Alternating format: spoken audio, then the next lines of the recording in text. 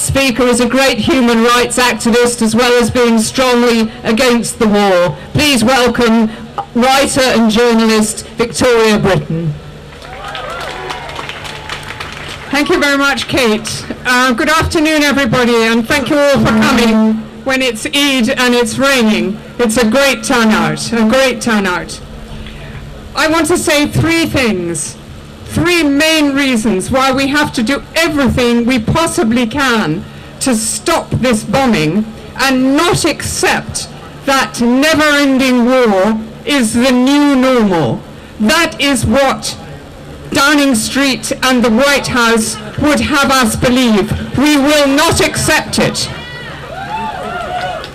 My first point is the shame of what we are responsible for in Iraq over the last 25 years. All these successive bombing campaigns. The US and the UK were the countries responsible for pushing for 12 years of sanctions against Iraq, in which 500,000 children under 5 died. This is a shame we can never forget. Additionally, the Iraqi civilian casualties in all these different interventions, wars, bombings that we've done in various ways are absolutely countless. But at the same time, what's been destroyed in Iraq is things you can't see. It's cultural things, it's education, it's health, and it's the quality of a country that was one of the great centers of civilization like Syria. And as Andrew has said, sectarianism has been stoked by outsiders like us. My second point follows the others. Bombing will not win this war. What it will do is fire extremism. Leaving aside Iraq and Syria, Libya's already been mentioned, and that was France and Britain, and look where it's got us.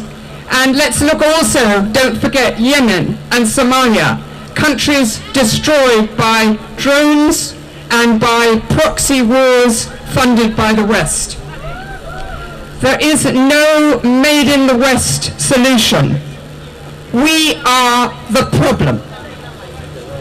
Thirdly, I want to point us to what's happening within our society. This current bombing campaign against IS is directly feeding into an Islamophobic hysteria, which is led by the government and a compliant media, mostly. They see terrorism where there is Muslim dissent over government policy, notably in Palestine, of course. Or they see it where there are Muslim charity initiatives towards people in desperate need in Muslim war zones and refugee communities. The civil liberties and rights of all of us are under fire with our Muslim colleagues.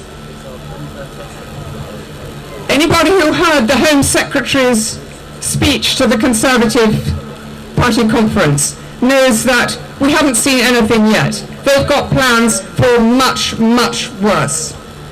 Recent months, we've seen Muslim charities and different Muslim organizations lose their bank accounts and many other things. We've seen the government's Prevent program terrorizing all sorts of vulnerable households.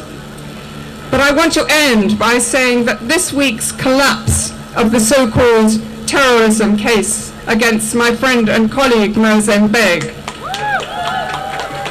after he spent 7 months in Belmarsh prison, having scandalously been refused bail by the judge.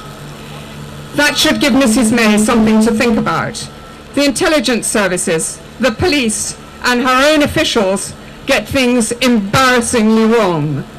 And at the same time, she may have a moment to think about her favorite demonized Muslim, Abu Qatada, who was found innocent in the court case he never had in Britain. Thank you.